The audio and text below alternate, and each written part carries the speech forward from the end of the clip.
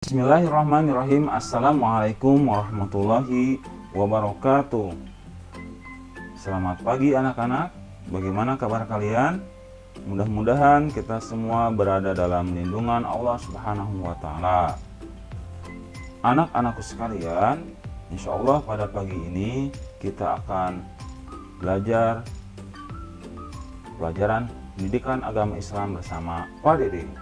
Untuk materi pagi ini kita akan mempelajari siap menjadi anak soleh.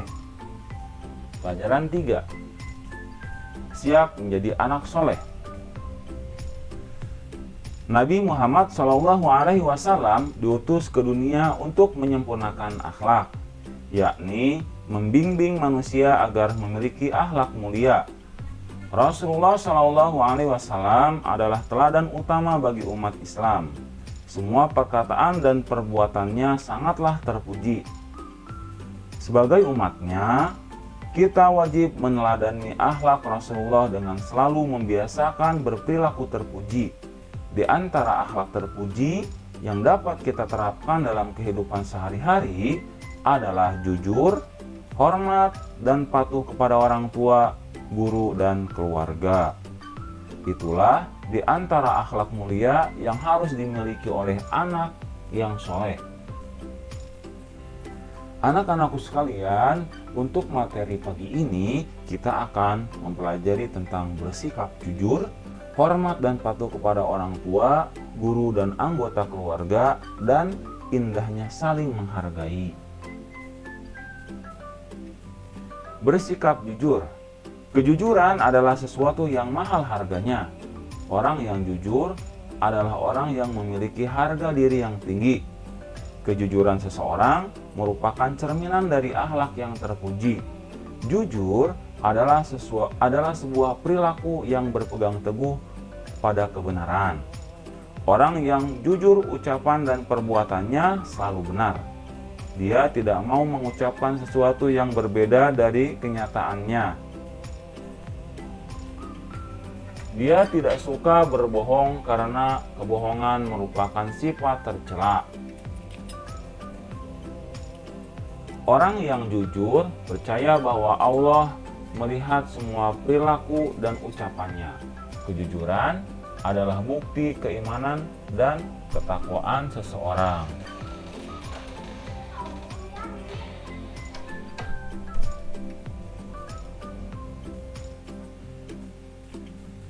Sikap jujur harus diterapkan di mana saja, di rumah, di sekolah, dan di lingkungan masyarakat.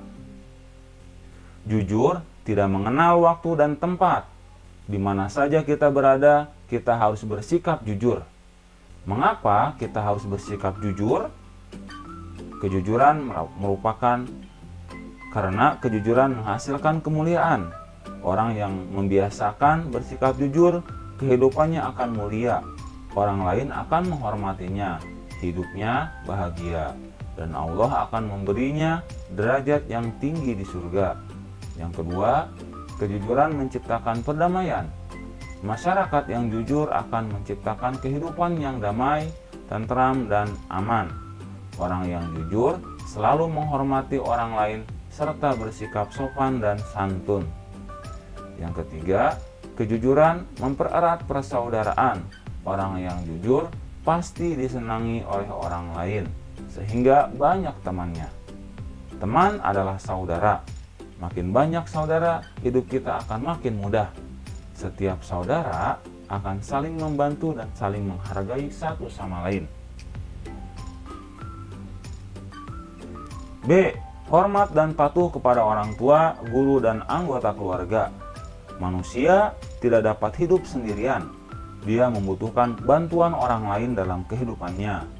Inilah sebabnya setiap orang harus saling menghormati. Sikap hormat harus dilakukan kepada semua orang, baik orang tua, anak muda maupun anak kecil. Mereka semua adalah makhluk ciptaan Allah yang kedudukannya sama dengan kita. Menghormati orang lain sama artinya menghormati diri sendiri. Siapa orang yang harus kita hormati? Orang yang banyak jasanya kepada kita. harus lebih kita hormati. Mereka adalah orang tua, guru, dan anggota keluarga kita. Mereka banyak membantu kehidupan kita. Ayah dan ibu adalah orang yang pertama yang berjasa kepada kita. Ibu mengandung kita selama 9 bulan lebih dan penuh kepayahan. Setelah lahir, ibu merawat dan mengasuh kita dengan tiada pernah bosan. Demikian juga ayah yang tiada lelah bekerja setiap hari untuk menafkahi kita. Pergi pagi pulang sore dengan harapan keluarganya hidup sejahtera. Meskipun lelah, ayah tetap giat bekerja. Semua itu adalah wujud kasih sayang ibu dan ayah kepada anaknya. Ayah dan ibu adalah orang yang pertama yang harus kita hormati. Semua nasihat wajib kita patuhi. Seorang anak tidak boleh membangkang kepada orang tua atau bersikap tidak sopan kepada mereka. Anak yang membangkang disebut anak durhaka. Orang kedua yang harus kita hormati adalah guru. Mereka adalah orang tua kita di sekolah. Guru sangat besar jasanya karena membimbing kita menjadi anak yang berilmu. Kita bisa membaca, berhitung, memiliki keterampilan. Semua itu berkat jasa dari para guru yang dilakukannya dengan penuh kasih sayang. Orang ketiga harus kita hormati adalah anggota keluarga. Mereka adalah orang-orang yang tertinggal bersama kita. Mereka adalah orang-orang yang tinggal bersama kita. Adik, kakak, pembantu, kakek, atau nenek yang tinggal serumah termasuk anggota keluarga. Kita harus hormat dan patuh kepada mereka. Mengapa? Anggota keluarga adalah orang yang setiap hari kita temui. Kita selalu membutuhkan mereka, baik ketika sehat maupun sakit. Sebagai sesama anggota keluarga, harus menjaga kerukunan dan kasih sayang. Kita harus hormat kepada kakek, kepada kakak, karena dia lebih tua dari kita. Jadi, kita harus hormat dan patuh. Dengarkanlah nasihatnya dan janganlah pernah melawan atau berani kepadanya. Mintalah bimbingannya ketika kamu belajar atau mengerjakan PR. Kakakmu pasti dengan senang membantu. Kita harus sayang kepada adik karena dia lebih muda dari kita. Bimbinglah dia dengan penuh kasih sayang dan jangan bertindak sewenang-wenang. Kamu harus bisa menjadi contoh bagi adikmu. Berakhlaklah yang terpuji, pasti adikmu akan menirunya. C. Indahnya saling menghargai. 1. Menghargai pendapat. Di mana saja ketika kita mengadakan musyawarah, biasanya banyak yang berpendapat. Dari beberapa pendapat tersebut harus kita hargai. Kemudian kita simpulkan mana yang terbaik dari beberapa pendapat tersebut untuk kita pakai bersama. Yang kedua, menghargai perbedaan pendapat. Perbedaan pendapat tidak boleh menyebabkan pertengkaran atau permusuhan. Setiap pendapat harus didengarkan dan dihargai. Kita tidak boleh menyalahkan pendapat orang lain. Perbedaan pendapat harus dimusyawarahkan untuk mencapai keputusan bersama. Pendapat yang paling baik itulah yang menjadi pilihan bersama. 3. Cara menghargai pendapat orang lain. Mendengarkan pendapat orang lain. Saat teman kita berbicara, kita harus menyimaknya dan perhatikan setiap ucapannya dengan cermat agar kita paham maksud dari pendapatnya tersebut. Setelah memahami, barulah kita boleh menanggapi pendapatnya. Jangan memotong pembicaraan teman sebelum dia selesai berbicara. Yang kedua, tidak menyalahkan pendapat orang lain. Sikap menyalahkan pendapat orang lain harus dihindari. Hal itu akan menyebabkan pertentangan pendapat. Dalam musyawarah, semua peserta dianggap keluarga, sehingga masing-masing peserta harus saling menghormati. Semua pendapat harus dilakukan meskipun semua pendapat tidak disetujui. Caranya pun tidak dengan menyalahkan pendapat orang lain. Yang ketiga, menyanggah pendapat dengan santun. Ketidaksetujuan terhadap pendapat orang lain harus disampaikan dengan cara yang santun. Gunakanlah perkataan yang sopan. Misalnya, maaf, saya tidak sependapat dengan kamu, atau saya punya pendapat lain yang berbeda. Perkataan yang santun adalah wujud menghargai pendapat orang lain.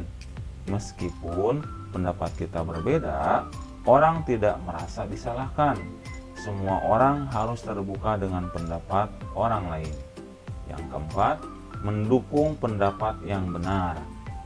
Semua pendapat teman harus didengarkan dan diterima. Namun pendapat yang dipilih menjadi keputusan bersama adalah yang paling benar. Setelah semua teman berpendapat, pendapat itu harus diseleksi. Setiap orang memilih pendapat yang paling bermanfaat dan tidak melanggar aturan. Yang kelima, melaksanakan hasil keputusan bersama. Jika keputusan sudah ditetapkan, semua orang harus melaksanakannya. Kita tidak boleh mengingkari hasil musyawarah meskipun pendapat kita tidak dipilih. Keputusan musyawarah harus dijalankan. Ini bagian dari menghargai pendapat. Semua orang harus rela dan bersungguh-sungguh menerima keputusan bersama. Demikianlah beberapa cara menghargai pendapat orang lain. Biasakanlah menghargai pendapat teman agar dia juga menghargai pendapat kita. Jika semua orang saling menghargai, musyawarah akan berlangsung damai dan menghasilkan keputusan yang bermanfaat bagi semuanya.